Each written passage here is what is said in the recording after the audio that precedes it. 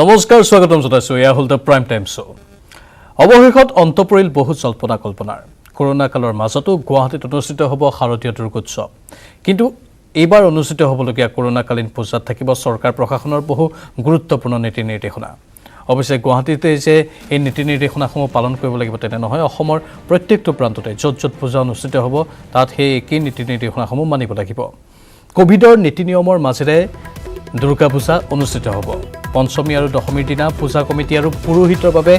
বাধ্যতামূলক কৰা হৈছে কোভিড টেষ্ট ৰাজ্যৰ কৰোনাকালীন পৰিৱেশৰ মাজতেই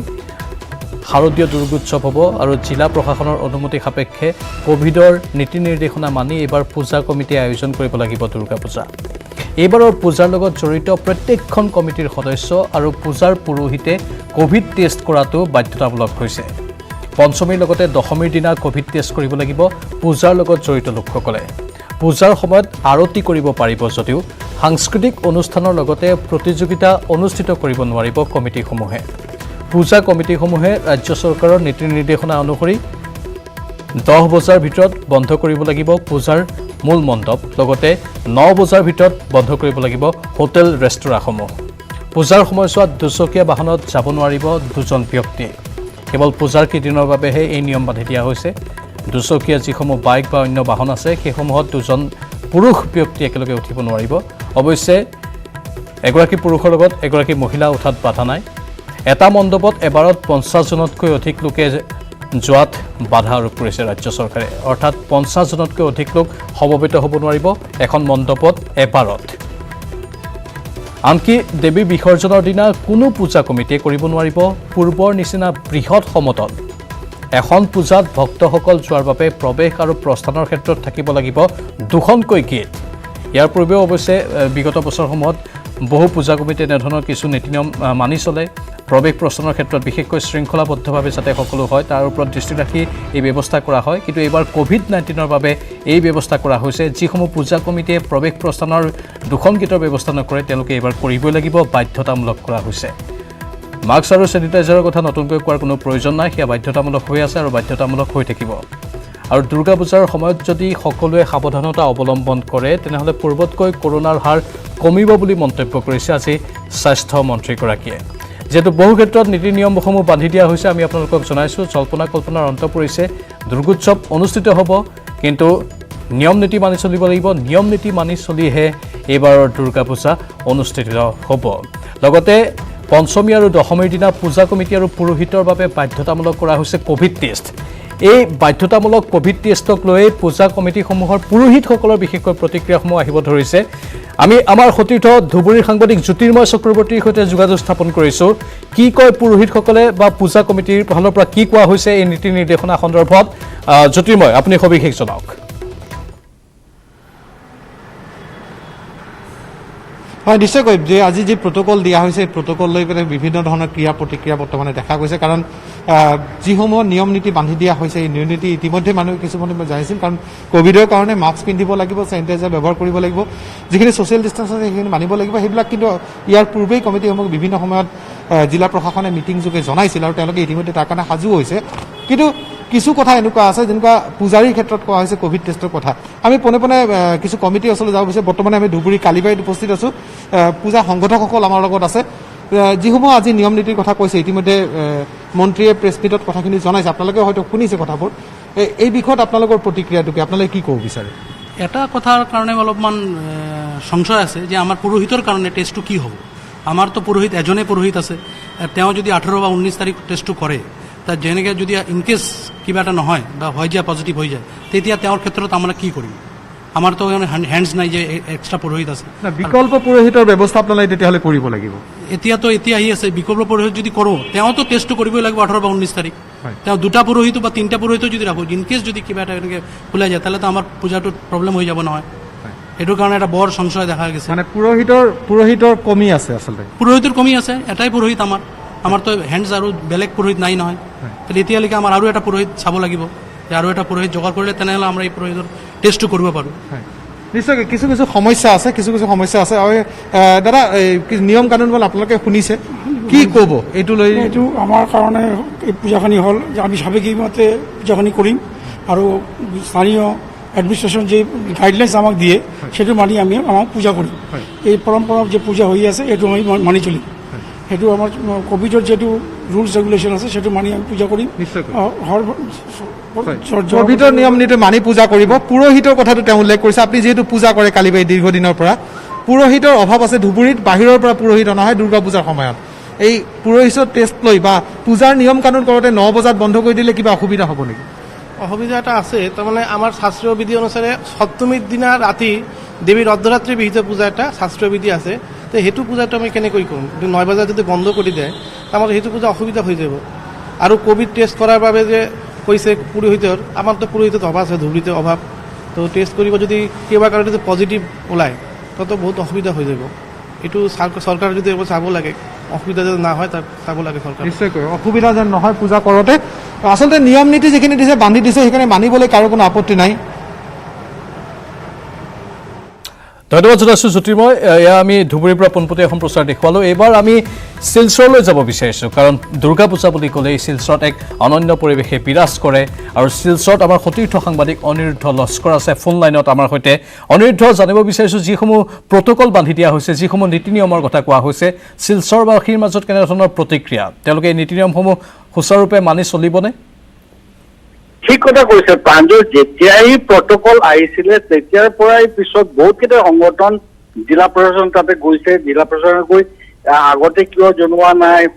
মূৰ্তিৰ মাপ 5 ফুট হ'ব লাগিব এনে প্ৰট'কলত আহিছিলে কিন্তু এই পূজাৰ যিটো হয় 3 মাহ 4 মাহ 5 মাহৰ পৰা আৰম্ভ হৈ যায় যিটো কাৰণে ইমান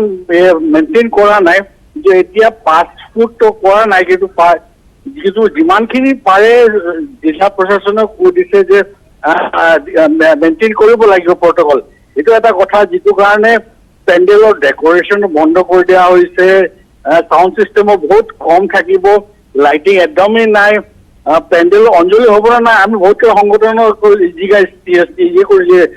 সুধিছিলোঁ তেতিয়া কৈছে অঞ্জলি হ'ব কিন্তু একেলগে 10 জনৰ বেছি নহ'ব এনেদৰে বহুতকেইটা প্ৰট'কল মানিব কিন্তু যেনেকুৱা 10টাৰ এটা টাইম কৰিছে আমাৰ যেনেকুৱা শিলচৰৰ পূজা হয় 10 কিলোমিটাৰ ৰেডিয়াছৰ এই চহৰত 4খন পেণ্ডেল হয় 400 পেণ্ডেলছ মান হয় বহুতকেইটা পেণ্ডেল এইবাৰ কমি গৈছে কোভিডৰ কাৰণে কিন্তু 10টাৰ কাৰণে এতিয়া ডিষ্ট্ৰিক্ট প্ৰশাসনক কোৱা হৈছিলে যে 12টা কৰিব পাৰে না নাই জিলা প্ৰশাসনে কৈছে আমি এইটো প্ৰট'কল চেঞ্জ কৰিব নোৱাৰোঁ কিন্তু আপোনালোকে জানে যে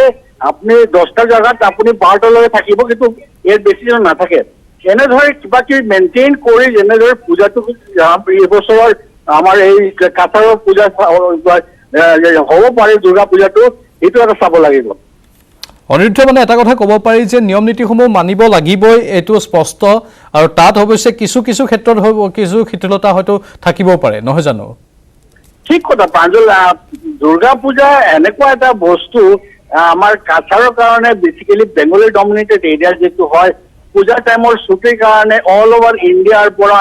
যিমানখিনি ছুটি পায় এইবিলাক ঘৰত আহে ফূৰ্তি এটা আছে ফূৰ্তিৰ কথা আছে ফ্ৰেণ্ডছবিলাকক লৈ বন্ধুবিলাকক লৈ ফুৰিবৰ কাৰণে এটা ইয়াত থাকে হোল নাইট চলি থাকে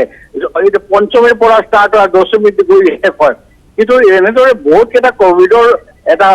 প্ৰট'কল আছে আমি জানো যে এনেদৰে আমি পূজা এইবছৰ পাতিব নোৱাৰোঁ সেইটো কাৰণে চবখিনি মানি আমি চলিব লাগিব সেইটো এটা বস্তু গৈ আছে কিন্তু দেখিব লাগিব এই 4-5 দিন কেনেদৰে পূজাৰ টাইমত এই পূজা মানুহবিলাকে নিজৰ এৱেৰনেছটো কিমান আছে এই এৱেৰনেছটো লৈ কেনেকুৱা এই পূজাটো পালে ধন্যবাদ অনিৰুদ্ধ লস্কৰ মুঠতে জিলাই জিলাই এনেধৰণৰ প্ৰতিক্ৰিয়াসমূহ আহিছে অৱশ্যে সকলোৱে নীতি নিয়মসমূহ পালিবই লাগিব যিহেতু কোভিড-19ৰ এই কৰোণা কালৰ কথা আছে ভয়ংকৰ পৰিস্থিতিৰ কথা আছে আৰু যিহেতু লাহে লাহে পজিটিভিটি ৰেটটো কমিবলৈ ধৰিছে অসমৰ বাবে এটা ভাল খবৰ সেইটোৱেই আৰু সেয়েহে পজিটিভিটি ৰেটটো যাতে পূজাৰ সময়ছোৱাতে আকৌ বাঢ়ি নাযায় তাৰ ওপৰত কিন্তু প্ৰত্যেকগৰাকী জনসাধাৰণে দৃষ্টি দিব লাগিব নিজেই সতৰ্ক হৈ থাকিলেহে কোভিডৰ এই সংক্ৰমণ হ্ৰাস কৰিব পৰা যাব বা ৰোধ কৰিব পৰা যাব আজি স্বাস্থ্যমন্ত্ৰীগৰাকীয়ে লগতে আৰু কি ক'লে কি সংযোজন ঘটালে তেওঁ বক্তব্যত আমি এবাৰ তেওঁৰ ভাষ্য শুনাব বিচাৰিছোঁ পূজা আমি পতাত কোনো ধৰণৰ বাধা দিয়া নাই আমি খালি কৈছোঁ যে পূজা পাতোতে জিলা প্ৰশাসনৰ পৰা আপোনালোকে অনুমতি ল'ব তাৰপিছত আমি দ্বিতীয় অনুৰোধ কৰিছোঁ যে ক্লোজ পেণ্ডেল নকৰিব পেণ্ডেল বনোৱাত আমি বাধা দিয়া নাই, কিন্তু পেণ্ডেলটো চাৰিওফালৰ পৰা মুকলি হ'ব লাগে, ক্ল'জ হ'ব নালাগে, এডুকুৱেট স্পেচ থাকিব লাগে, এণ্ট্ৰি আৰু এক্সিট গেট দুটা হ'ব লাগে, যিফালেদি এণ্ট্ৰি কৰিছে সেইফালেদি এক্সিট হ'ব নালাগে, যিফালে এক্সিট কৰিছে সেইফালেদি এণ্ট্ৰি হ'ব নালাগে। স্বাভাৱিকতে পূজা কমিটিৰ দায়িত্ব হ'ব যে পূজা মণ্ডপত কোনেও যাতে মাস্ক আৰু হেণ্ড চেনিটাইজাৰ ব্যৱহাৰ নকৰাকৈ প্ৰৱেশ নকৰে। পূজা যিসকলে ভলেণ্টিয়াৰ্ছ আৰু পূজাৰী থাকিব তেওঁলোকে কম্পালচৰিলি পূজাৰ আগদিনাখন টেষ্ট কৰিব লাগিব। পঞ্চমীৰ দিনাখন তেওঁলোকে মেইন পূজা কমিটি আৰু পূজাৰ পুৰোহিতজনে পঞ্চমীৰ দিনা তেওঁলোকে ক'ভিড টেষ্ট কৰিব লাগিব আৰু দেৱী মাৰ বিসৰ্জনৰ পিছত তেওঁলোকে আকৌ এবাৰ টেষ্ট কৰিব লাগিব। এইটো কিন্তু একেবাৰে মেণ্ডেটৰী যে পঞ্চমীৰ দিনা পূজাৰীজন পূজাৰ ভোগ আদি বনালে যিকেইজন কৰ্মচাৰী থাকিব যোগালী বুলি কয়, সহযোগী পূজাৰী বুলি কয়, আৰু পূজা কমিটি দিনে ৰাতিয়ে যিসকলে লাগি থাকিব তেওঁলোকক জিলা প্ৰশাসনে কম্পালচৰিলি তেওঁলোকক টেষ্ট কৰিব আৰু দেৱী মাৰ বিসৰ্জনৰ পিছত তেওঁলোকক টেষ্ট কৰিব। 10 বজাৰ পিছত পূজা মণ্ডপটো ক্ল'জ কৰি দিব লাগিব। দ্বিতীয়তে পূজাৰ সময়ত আমি 2জন যুৱকে পিলিয়ন ৰাইডিং কৰিব নোৱাৰিব। মহিলাই পাৰিব, পিছফালে ল'ৰা ছোৱালীয়ে পাৰিব। কালচাৰেল ফাংচন আমি মানা কৰিছোঁ যে পূজাত কালচাৰেল ফাংচন নালাগে, কিন্তু আৰতি কৰাত কোনো বাধা নাই, কিন্তু কোনো মাইক লগাই কালচাৰেল ফাংচন নহ'ব, কোনো ধৰণৰ প্ৰতিযোগিতা নহ'ব, কিন্তু আৰতি কৰাত কোনো বাধা নাই। ইয়াত অকণমান ৰেষ্টুৰেণ্ট আদি 9টা বজাৰ পিছত পূজাৰ কেইদিন আমি বন্ধ কৰি দিব দিছোঁ, আপ টু 9 আমি ৰাখিব দিছোঁ। তাৰপিছত বাকী যিখিনি আছে সেইখিনি একেবাৰে সৰু সৰু, বহুত বেছি দীঘলীয়া তাতে একো নাই, যে 9টা বজাত ৰেষ্টুৰেণ্টখিনি বন্ধ কৰিব,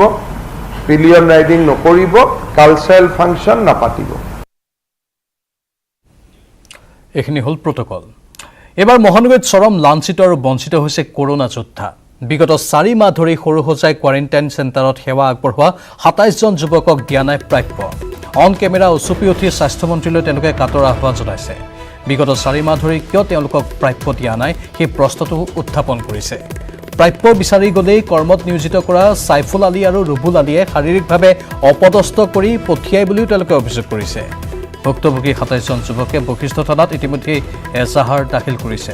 অত্যন্ত দুৰ্ভাগ্যজনক, এওঁলোক হ'ল ক'ভিড যোদ্ধা আৰু ক'ভিড যোদ্ধাসকল প্ৰাপ্যৰ পৰা বঞ্চিত হ'বলগীয়া হৈছে। বিগত 4 মাহ ধৰি সৰুসজাই কোৱাৰেণ্টাইন চেণ্টাৰত তেওঁলোকে সেৱা আগবঢ়াই আছে, কিন্তু তেওঁলোকক নিজৰ প্ৰাপ্যটো দিয়া নাই।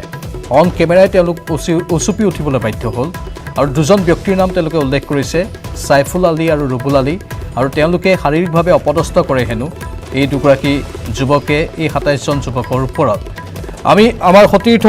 উৎপল হালৈৰ সৈতে যোগাযোগ স্থাপন কৰিছোঁ এই সন্দৰ্ভত অধিক জনাবলৈ। তাৰপিছতে আমি ভাষ্য শুনাম। প্ৰথমে উৎপল হালৈৰ সৈতে কথা পাতি লৈছোঁ। উৎপল, প্ৰাঞ্জল, এই মুহূৰ্তত ক'বলৈ গ'লে দিনটো আচলতে যিটো বিষয়ক লৈ চৰ্চিত হ'ব লাগিছিলে সকলো সংবাদ, কিয়নো যদিহে চোৱা যায় বিষয়টোত প্ৰত্যেক দিনে কৰোণা আক্ৰান্ত ৰোগীৰ সংখ্যা বৃদ্ধি হৈছে আৰু এই মুহূৰ্তলৈকে যি চোৱা যায় ৰোগীৰ সংখ্যা প্ৰায় 2 লক্ষাধিক ঘৰ সংস্পৰ্শ কৰাৰ দিশত, আৰু আজিৰ দিনতো প্ৰায় 28,000 লোক এতিয়াও কিন্তু COVID-19 আক্ৰান্ত হৈ আছে আৰু চিকিৎসাধীন অৱস্থাত আছে। আৰু প্ৰথম অৱস্থাৰ পৰা যদি চোৱা যায় প্ৰাণকেন্দ্ৰ স্বৰূপ হৈ পৰিছিলে বা হৃদযন্ত্ৰ স্বৰূপ হৈ পৰিছিলে কৰোণা আক্ৰান্তৰ চিকিৎসাৰ বাবে সৰুসজাই ষ্টেডিয়াম, আৰু সেই সৰুসজাই ষ্টেডিয়ামৰ পূৰ্বৰ যি ব্যস্ততা প্ৰত্যেক দিনে ৰাতিপুৱাৰ ভাগৰে পৰা নিশালৈকে স্বাস্থ্যমন্ত্ৰীগৰাকীৰ লগতে মুখ্যমন্ত্ৰীও সেই স্থান আহি পিনে প্ৰদৰ্শন কৰে আৰু সকলো স্থান বা সকলো দিশ সামৰি লৈ তেখেতসকলে তৎপৰ হৈ থাকে। কিন্তু তেনেস্থলতে যোৱা জুন মাহত নিয়োজিত কৰা হৈছিলে 27জনকৈ চাফাই কৰ্মী হিচাপে, ৱাৰ্ড বয় হিচাপে 27জনকৈ যুৱকক, আৰু এই যুৱকসকলক বিশেষকৈ হাজো অঞ্চলৰ পৰা অনা হৈছিলে। আৰু হাজো অঞ্চলৰ শ্বৰীফুল আৰু ৰুবুল আলী 2 ভাই ককায়ে তেখেতসকলৰ কিতাপ তেখেতসকলক নিয়োজিত কৰিছিলে আৰু নিয়োজিত কৰাৰে পৰা তেখেতসকলক 24,000কৈ পাৰিশ্ৰমিক দিম বুলি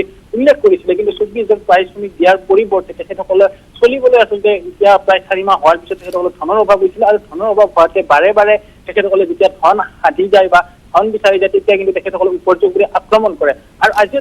তেনেধৰণৰ ঘটনা সংঘটিত হৈছে আৰু 27গৰাকীৰ 4জন যুৱকে ধন বিচাৰি গৈছিলে। ধন বিচাৰি যোৱাৰ সময়তে ঠিকাদাৰ